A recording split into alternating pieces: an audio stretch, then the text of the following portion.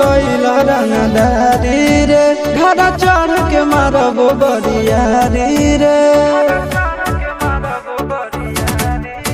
छूटा जी तो कैला रंगदारी रे घर चढ़ के मारबो बरियारी रे तोरा बापू के न तोरा दादा के चिन्हबो बेटा सब गोली मारबो एगो गिनबो तोरा बापू के न तोरा दादा के चिन्हबो बेटा सब गोली मारबो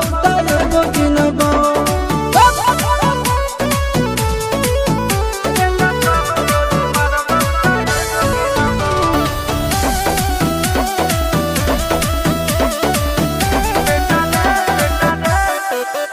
बेटा रे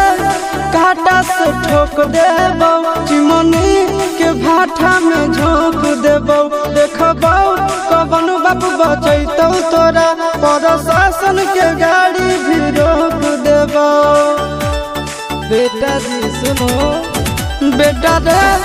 काटा से ठोक देबो चिमनी के भाटा में झोंक देबो देखबो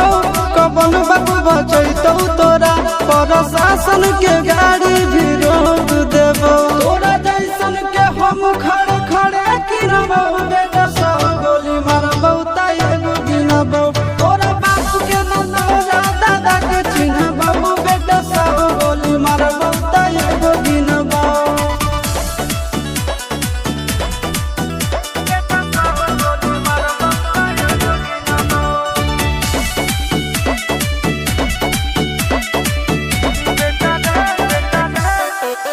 बेटा रे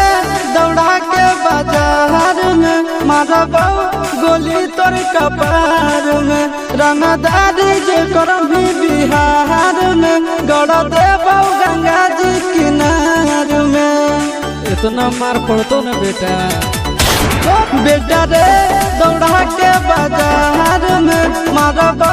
गोली तोर कपार में रंगदारी जे करभी बिहार में गड़ देबो गंगा जी किनार में कहो चिंटू आशीष के कारण सुनाबो बेटा सब गोली मारबो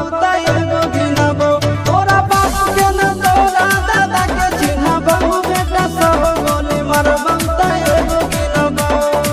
मारत मारत पिछुआरा लाल कर दे बेटा ध्यान से बाप इधर है।